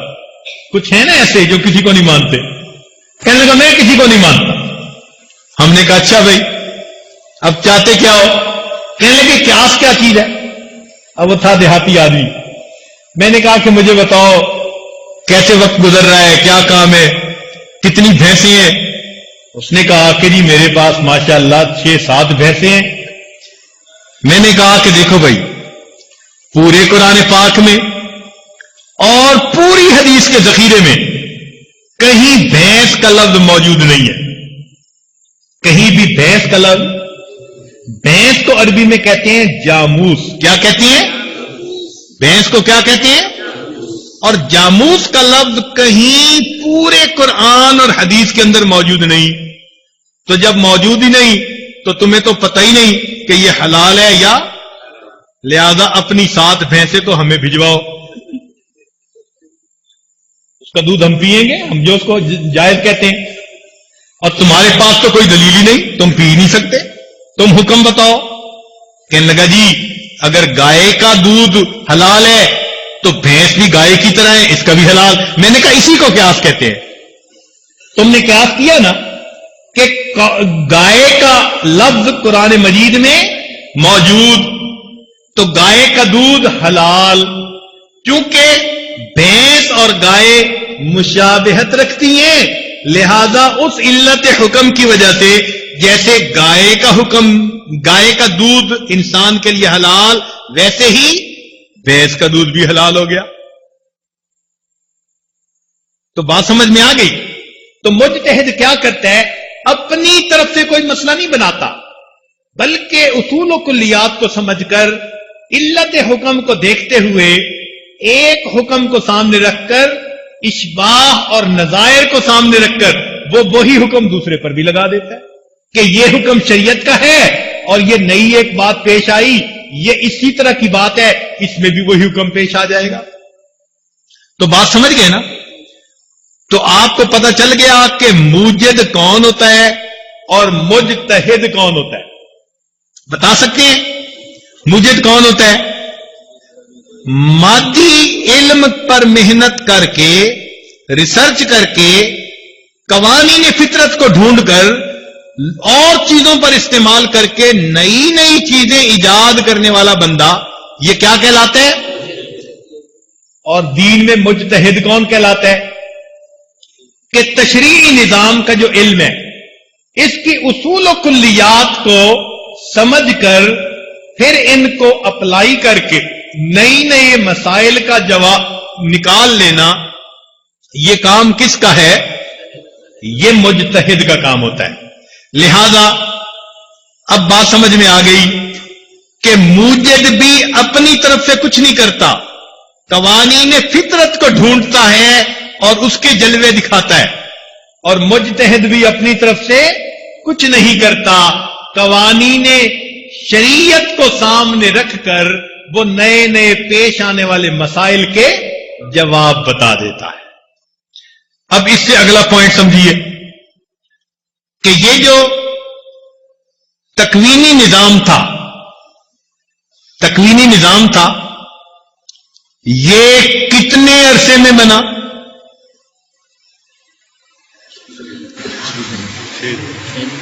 کتنے عرصے میں بنا؟ 6 دن میں. یہ جو زمین و آسمان اللہ نے بنائی نا، فی 6 ایام، کتنے دن میں؟ کتنے دن میں؟ 6 دن میں. پکی بات ہے نا. اور ایک دن اللہ کے نزدیک کا 1000 سنۃ، ایک دن اللہ کے ہاں 1000 سال کا. تو 6 دن کتنے 1000 سال بن گئے؟ کتنے دن بن گئے؟ کتنا عرصہ بن گیا؟ 6000 سال. یوں سمجھ لیں کہ زمین و آسمان بن گئے. اور یہ جو تشریعی نظام بنا، اس میں کتنا وقت لگا؟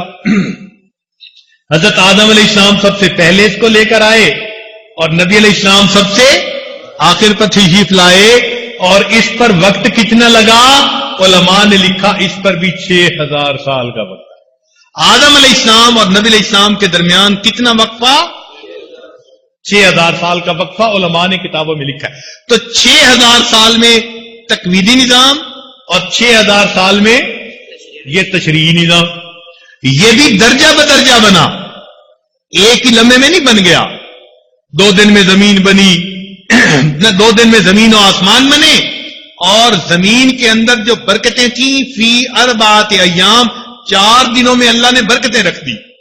تو تدریجن بنا. اور یہ تشریعی نظام بھی مثلا حضرت آدم علیہ السلام وہ دنیا میں علم الاسماء لے کر آئے. کیا لے کر آئے؟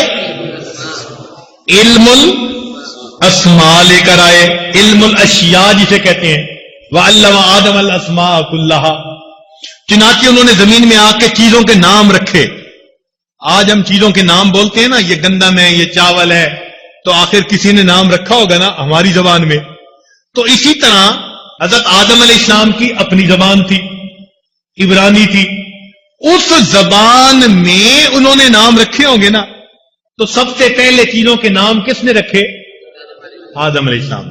یہ وہ علم لے کر دنیا میں آئے. پھر آدم علیہ السلام کے بعد حضرت ادریس علیہ السلام آئے. کچھ وقفے کے بعد وہ علم قلم لے کر آئے. کیا لے کر آئے؟ علم قلم. چنانچہ اس تاریخ انسانیت میں سب سے پہلے لکھنے کا عمل ادریس علیہ السلام نے کیا. اس سے پہلے بولتے تو تھے، لکھتے نہیں تھے. اب لکھنا بھی سمجھ میں آ گیا. تو لکھنے کا علم قلم کون لائے؟ ادریس علیہ السلام لائے. چلتی رہی انسانیت کی گاڑی. حضرت کے حتیٰ کہ حضرت نوح علیہ السلام آ گئے.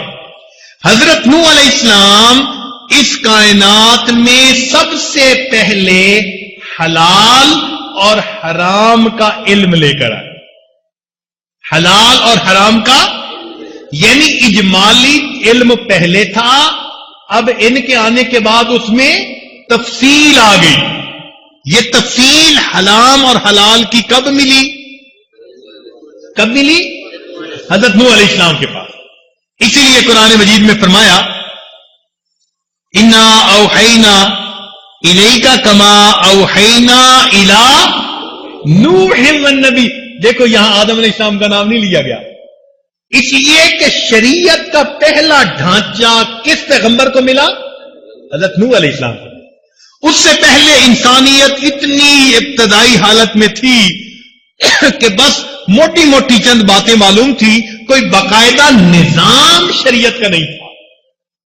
بات کی سمجھ آ گئی نا؟ اس کی مثال سمجھ لیں. مثال یہ ہے کہ جب بچہ پیدا ہوتا ہے نا، تو پہلے دن اس کو کپڑے کوئی نہیں پہناتا، بلکہ ایک کپڑے میں اس کو لپیٹ دیا جاتا ہے. اتنا چھوٹا وہ بچہ ہے کہ وہ قمیض شلوار پہن ہی نہیں سکتا، ایسے ہی اس کو کپڑے میں لپیٹ دیتے ہیں تاکہ اس کے اعضاء جو ہیں وہ چھپ جائیں.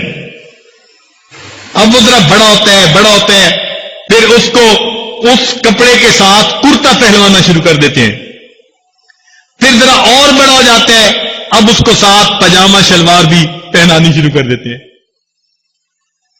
تو معلوم ہوا کہ پیدا ہونے کے کئی مہینے کے بعد جا کر اس کو باضابطہ کرتا شلوار پہننی نصیب ہوتی ہے. اسی طرح اس انسانیت کی شرعی پیدائش سمجھ لیجئے کہ آدم علیہ السلام کے وقت سے شروع ہو گئی، مگر انسانیت آگے تکمیل کو پہنچتی گئی. حضرت نوح علیہ السلام کے زمانے میں اب اس کی عمر اتنی ہو گئی، اللہ نے اس کو شریعت کا لباس عطا فرما دیا. تو شریعت کا پہلا لباس کب ملا؟ نوح علیہ السلام کے زمانے میں. پھر اس علم کی تکمیل ہوتی گئی.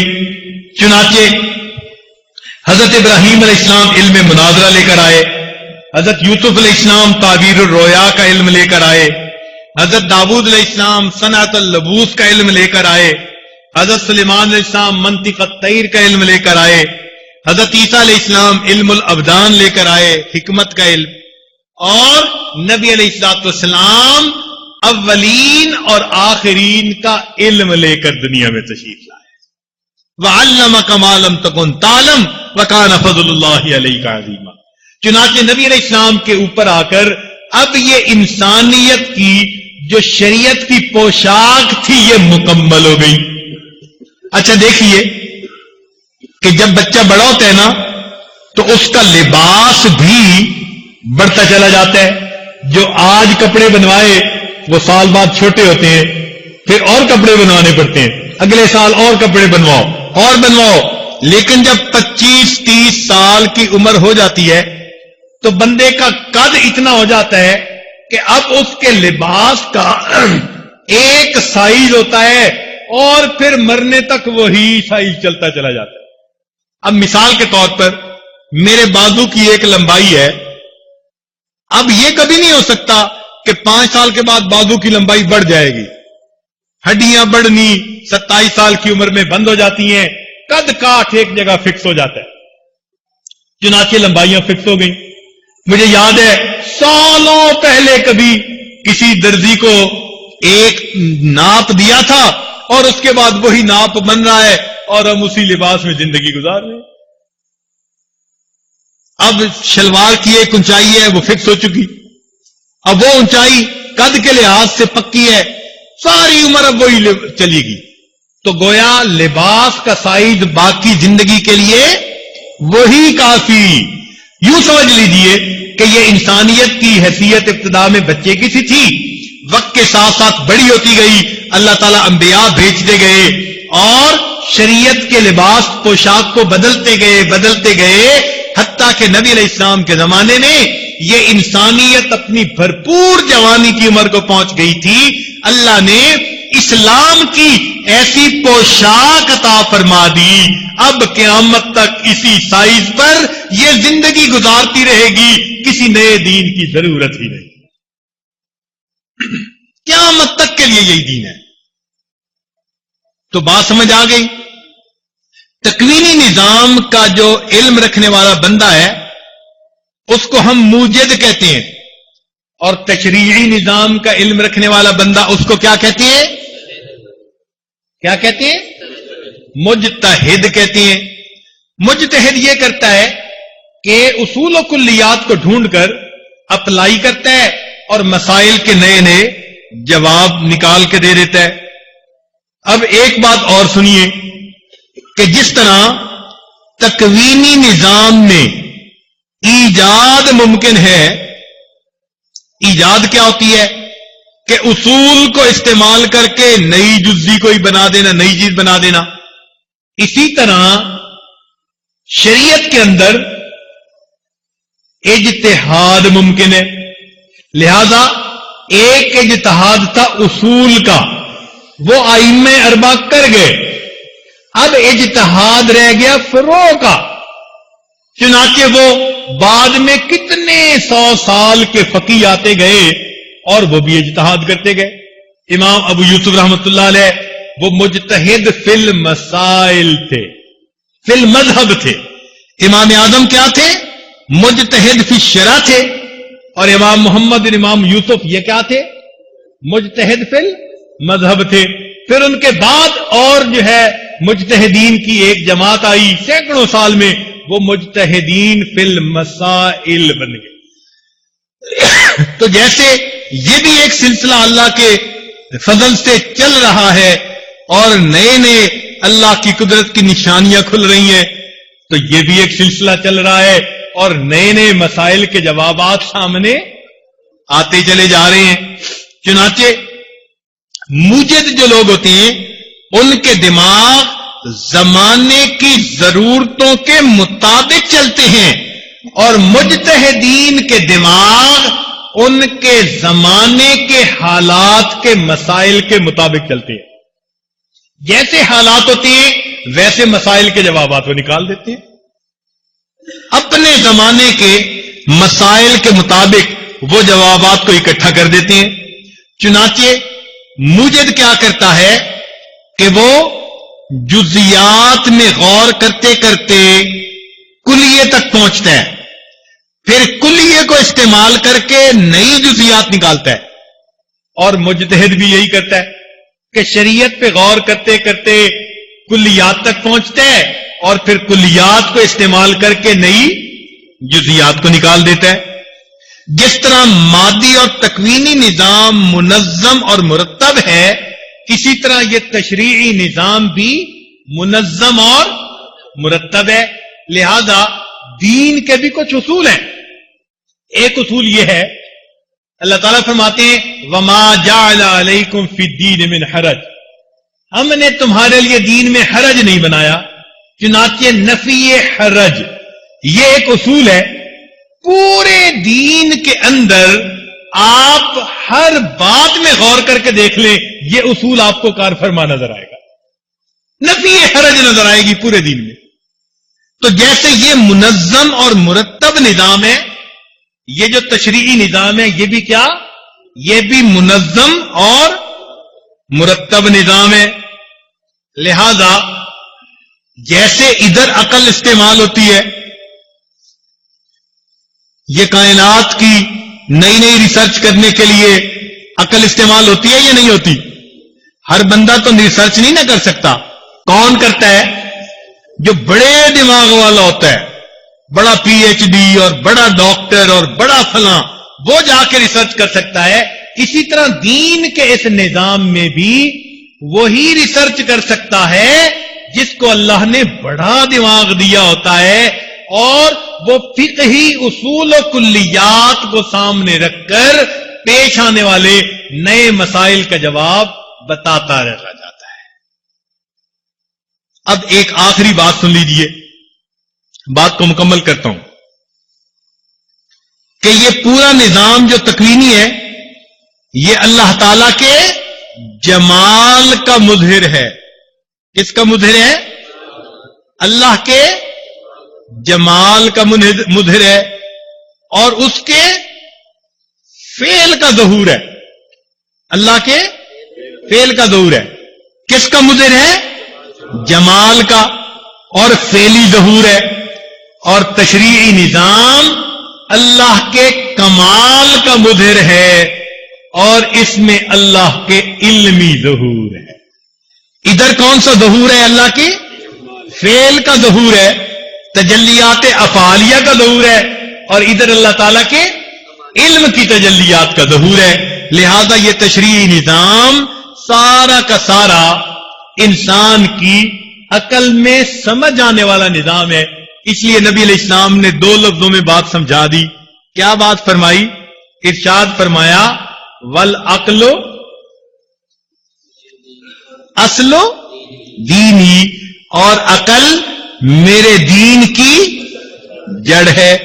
تو اب بات سمجھ میں آ گئی نا کہ پورا دین. تو اب یہاں سے ایک بات سمجھ میں آ گئی کہ جو لوگ دین پڑھتے ہیں نا یہ بڑے عقل والے لوگ ہوتے ہیں. تو یہ جو بعض لوگ کہہ لیتے ہیں کہ جی ان میں عقل نہیں ہوتی, سمجھ نہیں ہوتی, ان بیچاروں کو دین کا پتہ ہی نہیں ہوتا, ان بیچاروں نے دین سمجھا ہی نہیں ہوتا. یہ جو قاضی بن جانا یا ایک مجتہد بن جانا یہ بہت مشکل کام ہے. فقہا نے اتنا عظیم کام کیا, جتنا اس پہ غور کرتے ہیں اتنا حیران ہوتے چلے جاتے ہیں. اب دیکھیے ایک چھوٹی سی مثال میں بات سمجھا کے اب میں دعا کروا دیتا ہوں. میری بات اصل میں مکمل ہو گئی کہ نبی علیہ السلام نے کیا ارشاد فرمایا؟ العقل اصل دینی، کہ عقل میرے دین کی جڑ ہے. تو اب میں نے جو آپ کو سمجھایا تو تشریعی نظام کی جڑ میں آپ کو کیا نظر آئے گی کہ یہ بھی ایک مرتب نظام ہے، منظم نظام ہے. اس میں بھی اصول ہیں، کلیات ہیں. ان اصول و کلیات کے مطابق جزیات نئی سے نئی ان کے مسائل آتے چلے جاتے ہیں. لہذا یہ علماء من مرضی کے مسائل نہیں بناتے، بلکہ اللہ کی مرضی کو، منشا کو پہچان کر اس کے مطابق جواب بتا دیتے ہیں. یہ بات سمجھ میں آ گئی؟ اس لیے کبھی بھی کسی مسئلے کا جواب خود نہیں دینا چاہیے. کس کے پاس بھیجنا چاہیے؟ مفتی کے پاس. کس کے پاس بھیجنا چاہیے؟ کئی دفعہ طالب علم اس بات کی احتیاط نہیں کرتے. ہاں اگر تو مفتی سے سنا ہوا ہے تو پھر بتا دو کہ جی میں نے بڑوں سے یہ سنا ہے. خود نہ مفتی بن بیٹھو، یہ بہت بڑا منصب ہوتا ہے. تو سوال کا جواب کس نے دینا ہوتا ہے؟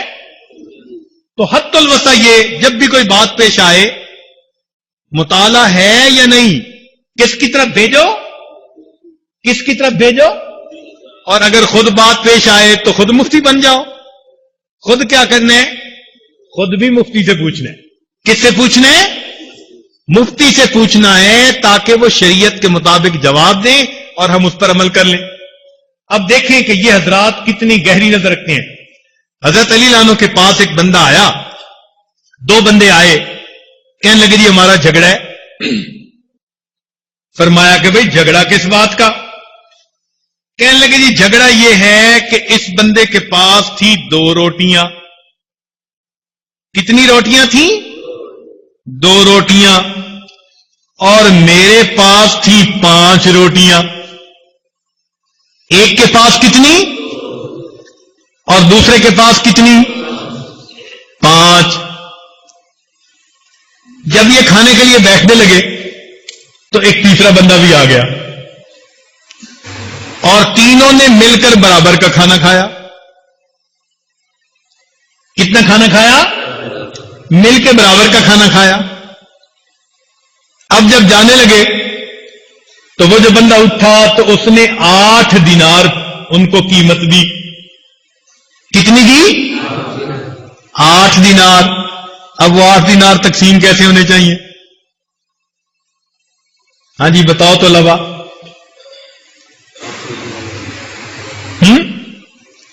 2 روٹی والے کو کتنے ملے اور 5 روٹی والے کو کتنے ملے؟ نہ اس نے دیے 7 دینار. ہاں 3 روٹیاں ایک کے پاس تھی، 5 ایک کے پاس تھی، 8 بنتی تھی، اور اس نے 8 ہی دینار دے دیے. تو اب کتنے کتنے دینار تقسیم ہونے چاہیے؟ ہاں جی بولے. کس سے پوچھ لیں؟ مفتی صاحب سے پوچھ لیں. چلیں آپ نے بات کو پہلے ہی سمجھ لیا، مگر پیسوں کی بات ہے نا تو تقسیم تو یہ بھی کر نکالیں گے. تو اب آپ کی عقل کیا کہتی ہے؟ عام بندے کی عقل کہتی ہے کہ 3 روٹی والے کو 3 دینار اور 5 روٹی والے کو. عقل یہی کہتی ہے نا؟ کیوں بھائی؟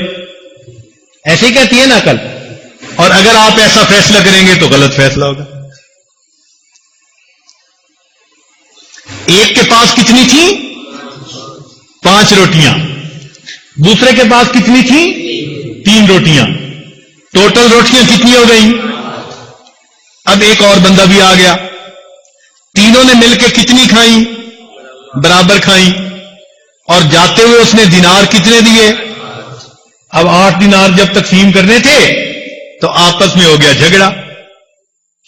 آپ کو کہیں کہ تقسیم کرو، آپ کہتے ہیں جی 3 روٹی والے کو 3 دینار اور 5 روٹی والے کو 5 دینار.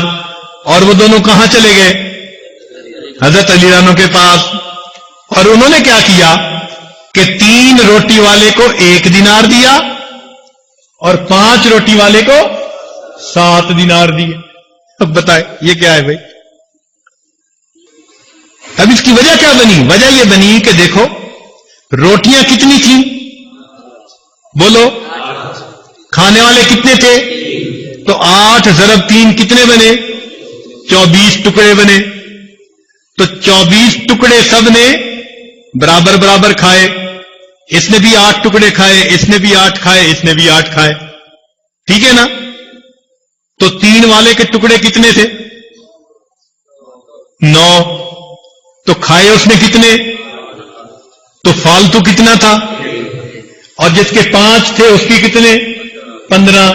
کھائے کتنے؟ فالتو کتنے تھے؟ تو 7 ٹکڑے اس کے کھائے اور 1 ٹکڑا انہوں نے 1 دینار اس کو دے دیا، 7 دینار اس کو دے دیا.